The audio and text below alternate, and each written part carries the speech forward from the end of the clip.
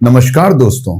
कल्पना कीजिए, स्ट्रेस, चिंता, लगातार भागदौड़, ये सब कॉर्टिसोल की बाढ़ पैदा कर रहे हैं जो सिस्टमेटिक इन्फ्लेमेशन बढ़ाती है और ऑटोफैगी यानी आपके शरीर की प्राकृतिक सेल क्लीनिंग प्रक्रिया को बंद कर देती है। इसका नतीजा कोशिकाएं थक जाती हैं और रिपेयर रुक जाता है, जिससे बूढ़ापन सिर्फ चेहरे पर नहीं बल्कि डीएनए के स्तर पर उतर जाता है। लेकिन 5000 साल पहले कपिल मुनि ने इस पूरे मैकेनिज्म को समझ लिया था। उन्होंने भागवत पुराण में जो सांख्य दर्शन दिया वो अद्वैत का सबसे गहरा वैज्ञानिक रूप था। उन्होंने बताया कि बूढ़ापन शरीर का नहीं, चेतना का भटकाव है। जब चेतना को उसके मूल स्वरूप में स्थापित कर दिया जाए तो टेलोमियर्स की सुरक्षा अपने आप हो जाती है, वैगस नर्व एक्टिवेट हो जाती है और शरीर रिपेयर मोड में चला जाता है। आज हम वैदिक bio ageing the Amrit code के इस दूसरे एपिसोड में उम्र पर लगाम के उसी मंत्र को जीवंत कर रहे हैं। इसको समझने के लिए सबसे पहले आपको अपनी आंखें बंद करनी पड़ेंगी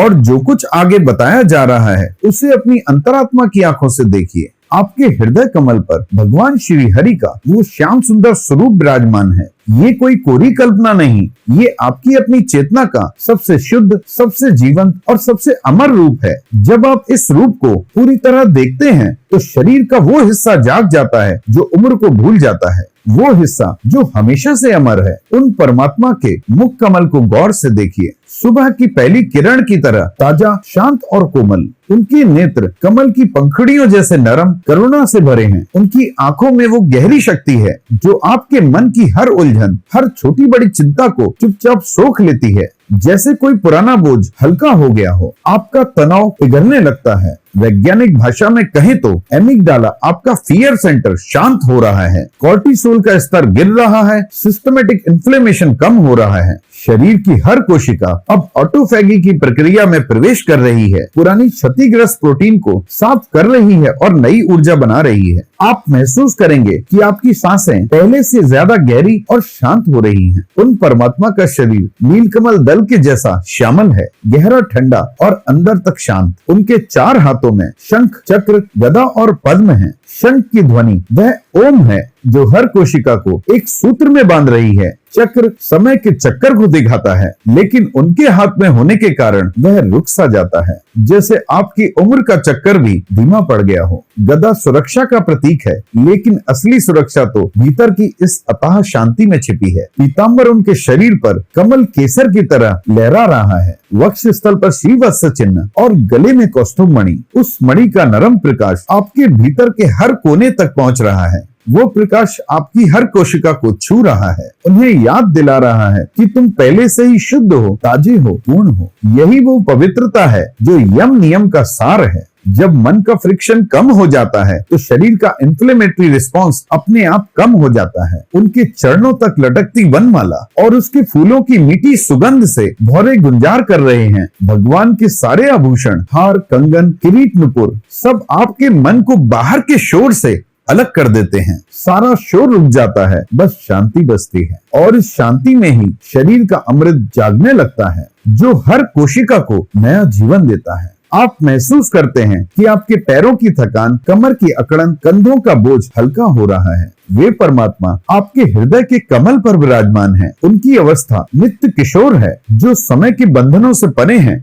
जब आप इस स्वरूप का ध्यान करते हैं तो आपके भीतर का सारा बिखराव शांत हो जाता है। आप गहराई से महसूस करते हैं कि चेतना कभी बूढ़ी नहीं होती, वो हमेशा ताजा, हमेशा पूरी, हमेशा युवा रहती है। मेरी प्रार्थना है कि अपने नेत्रों को यूं ही बंद रखिएगा। आइए अब और गहराई में चलते हैं। अपनी चेतना को उनके चरण कमलों में केंद्रित कीजिए। ये चरण समस्त ब्रह्मांड के आधार हैं। इनके तलवों पर वज्र का चिन्ह जो आपके संकल्प को अटूट बनाता है, अंकुश जो भटकते मन को धीरे धीरे नियंत्रित कर लेते हैं, ध्वजा जो पुराने विकारों पर विजय दिलाती है और कमल का चिन्ह जो सिखाता है कि संसार की कीचड़ में रहते हुए भी आप निर्लिप्त और पवित्र रह सकते हैं। इन चिन्हों का ध्यान करते ही आपके भीतर का सारा बोझ सिमटने लगता है। चेतना खुद को पहचान लेती है, वो जो हमेशा एक थी, हमेशा शांत थी और हमेशा युवा थी। उन परमात्मा के नाखून 10 चंद्रमाओं की रोशनी के समान चमक रहे हैं। उनसे निकलता शीतल प्रकाश आपकी आंखों से हृदय तक पहुंच रहा है। जैसे सूरज उगते ही रात का अंधेरा गायब कर देता है, वैसे ही ये प्रकाश आपके भीतर के पुराने अज्ञान, पुरानी थकान, पुरानी यादों को जड़ से मिटा देता है। इन्हीं चरणों के प्रक्षालन से गंगा प्रकट हुई, वही गंगा जो सिर्फ पानी नहीं, पवित्रता का प्रवाह है। अब महसूस कीजिए कि वही पवित्र जल आपकी हर कोशिका को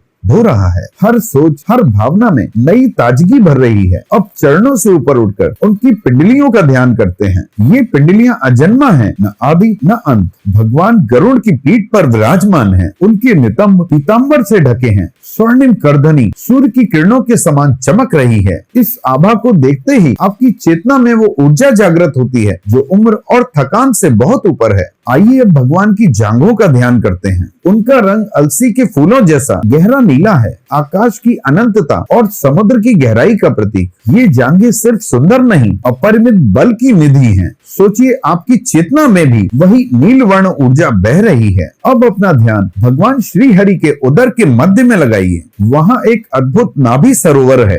ये कोई मामूली नाभि नहीं, ये एक दिव्य झील है। इसी झील से वो कमल निकला जिस पर ब्रह्मा जी विराजमान हुए। कल्पना कीजिए इस सरोवर की शांत जल राशि में आपका अपना शरीर का केंद्र जुड़ा हुआ है और जहाँ से जीवन की लहरें उठ रही हैं। ये लहरें सिर्फ शरीर को नहीं छू रही, बल्कि ये आपकी चेतना को छू रही हैं। महसूस कीजिए आपके भीतर का केंद्र अब ब्रह्मांड के केंद्र से जुड़ गया है। यहाँ से सृष्टि शुरू होती है, लेकिन आप जानते हैं कि असल में सृष्टि भी उसी एक चेतना का खेल है। अब ध्यान को और ऊपर ले जाते हैं, बढ़ते हैं भगवान के वक्ष स्थलों की तरफ। उनका रंग मरकत मणि के समान गहरा सांवला है। उन पर सफेद मोतियों के हार गिर रहे हैं। ये मोती उनकी श्यामलता को और निखार रहे हैं। ये वक्ष स्थल साक्षात महालक्ष्मी का घर है। यहाँ शांति और आनंद है। जब आप यहाँ ध्यान लगाते हैं तो महसूस कीजिए कि आपकी अपनी छाती के भीतर भी वही शांति उतर रही है। आपकी चेतना अब अलग अलग भावनाओं से ऊपर उठ रही है। कोई भय नहीं, कोई इच्छा नहीं, सिर्फ एक गहरी तृप्ति, जैसे सारी दुनिया की थकान यहीं शांत हो गई हो। और थोड़ा ऊपर उठते हैं। उनका कंठ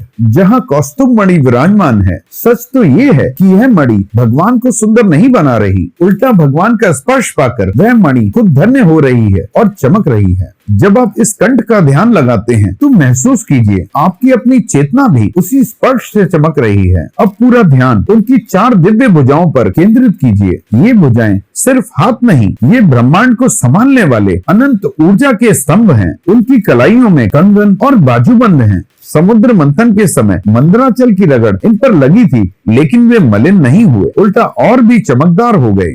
जब आप इन भुजाओं को देखते हैं तो सोचिए जीवन की हर रगड़, हर संघर्ष आपकी चेतना को और भी चमकाती है। उनके एक हाथ में सुदर्शन चक्र है। हजारों धारों वाला ये चक्र अजय तेज का प्रतीक है। ये चक्र समय को भी अपने नियंत्रण में रखता है। दूसरे हाथ में राजहंस जैसा श्वेत और निर्मल शंख है। जब आप उस शंख की सफेदी को देखते हैं तो आपके मन के सारे विकार शांत होने लगते हैं। अब अपना ध्यान भगवान की कौमोद गदा की ओर ले चलते हैं। ये शत्रुओं का दमन करती है, लेकिन यहाँ शत्रु कोई बाहर वाला नहीं, ये अपने भीतर का आलस्य और अलगाव का भाव है। जब आप गदा का ध्यान करते हैं तो महसूस कीजिए आपकी चेतना का हिस्सा अब मजबूत हो रहा है। उनके गले में वनमाला झूल रही है। भौरे उस वनमाला पर गुंजार कर रहे हैं। ये माला साक्षात प्रकृति की जीवंतता को दर्शाती है। इस माला को देखिए और समझिए कि सारी प्रकृति भी उसी एक चेतना का हिस्सा है। आप अलग नहीं, आप भी वही जीवंतता हैं। अब हम ध्यान करते हैं भगवान के हृदय के पास स्थित कौस्तुभ मणि का। ये मणि समस्त जीवों के निर्मल तत्व स्वरूप है। इससे एक नीली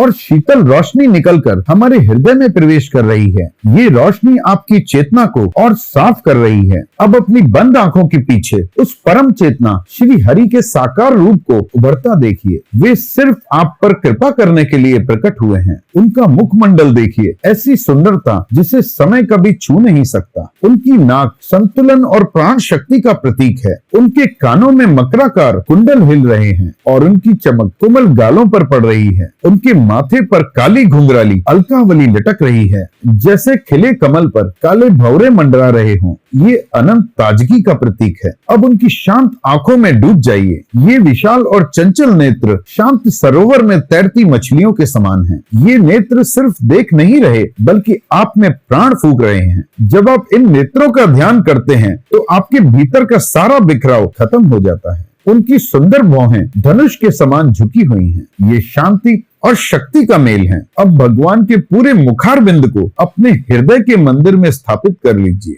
ध्यान की गहराई में उतरते समय मन कभी कभी भागने लगेगा, लेकिन यही वो पल है जहां आप अपनी संकल्प शक्ति को जगाइए। बिना किसी प्रमाद के इस छवि पर टिके रहिए। जब आप पूरी तरह स्थिर हो जाते हैं तो चेतना का वो हिस्सा जागृत हो जाता है जो समय और अलगाव से परे है। धीरे धीरे अपनी सांसों पर ध्यान दीजिए। महसूस कीजिए कि हर सांस के साथ ये दिव्य ऊर्जा आपके पूरे शरीर में फैल रही है। आपके चेहरे की रेखाएं नर्म हो रही हैं और नेत्रों में चमक आ रही है। दोस्तों, यही है वो अमृत कोड, कपिल मुनि का वो मंत्र जो अब आपके भीतर जाग चुका है। जब आप आंखें खोलेंगे तो यह एहसास सदैव आपके साथ रहेगा। आपकी चेतना हमेशा युवा रहेगी, और जब चेतना युवा होती है तो शरीर भी उसी लय में चलने लगता है। इस अभ्यास को रोज कीजिए। धीरे धीरे आप देखेंगे कि थकान कम हो रही है, उत्साह बढ़ रहा है और जीवन फिर से ताजा लगने लगा है।